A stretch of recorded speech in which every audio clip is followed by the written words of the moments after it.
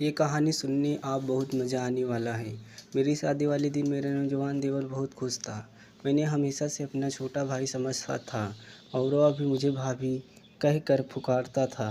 मेरे पति की मूर्तियों की कुछ दिनों बाद मुझे अकेले सोने में डर लगता था, इसलिए मैं अपने देवर को अपने साथ बिस्तर पर सुलाने लगी।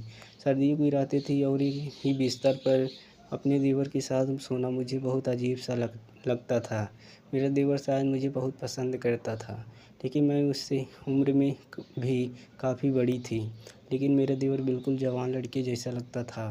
मेरे पति की मृत्यु के बाद मैंने बहुत मुश्किल से गुजारा किया था।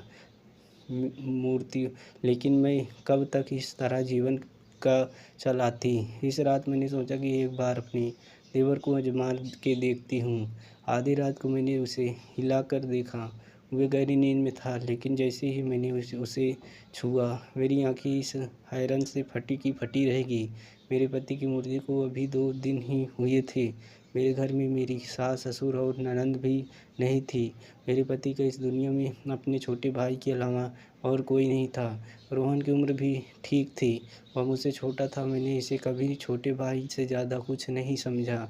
जब मेरी शादी हुई थी तब वो मेरी शादी के दिन बहुत खुश था। वो कहता था कि इसे नई माँ मिल गई, लेकिन मेरी माँ मुझे मुझे हमेशा समझाती थी कि बेटा, तुम्हारा देवर तुम्हारा बेटा नहीं है, इससे दूरी बनाए रखना। थोड़े समय के बाद वह बड़ा हो जाएगा, फिर तुम्हें इससे पर्दा करना होगा।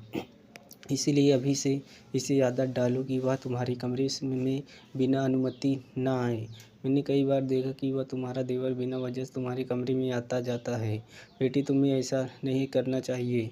तुम एक शादीशुदा लड़की हो, तुम्हें अपने पति और घर वालों की भी परवाह करनी चाहिए। मैं अपनी माँ की बात सुनते ही तो मुझे लगता कि वह रोहन के बारे में गलत सोचती है, इसलिए मैं इनकी बातों पर नाराज़ हो जाती। लेकिन अब जब मैं बेसहारा हो गई, मेरे पति तो इस दुनिया से में चले गए, तो मेरी आंखों में आंसू बढ़ आए।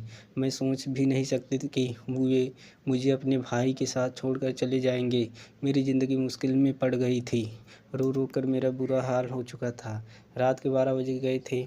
मेरा देवर रोहन अभी तक घर नहीं आया था। शायद वह अपनी रिश्तेदारी के साथ व्यस्त था। मेरा दिल इस बात से संतुष्ट था कि अगर वह घर नहीं आता तो यह अच्छी बात है, क्योंकि अगर वह घर आ जाता तो मुझे सहज महसूस होगा। मुझे बार बार अपनी माँ की बातें याद आ रही थी। तभी इस बड़े घर के दरवाजे पर दस्तक हुई। मेरा दिल उछल गले में आ गया। मैंने सोचा पता नहीं कौन है, लेकिन बाहर से रोहन की आवाज़ आई, अब भाभी दरवाज़ा खोलो।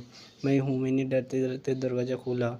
आज ये घर मुझे जंगल जैसा लग रहा था। रोहन मुझे एक छोटा सा भेड़िया लग रहा था। पता नहीं क्यों मैं इसके बारे में इतना बुरा सोचने लगी थी। भाभी, अपने खाना खाया? इसने मासूमियत से पूछा। इनकी नज़रें झुकी रही। इसके हाथ में एक थैली थी। थैली में चावल थे जो होटल से लाए हुए थे।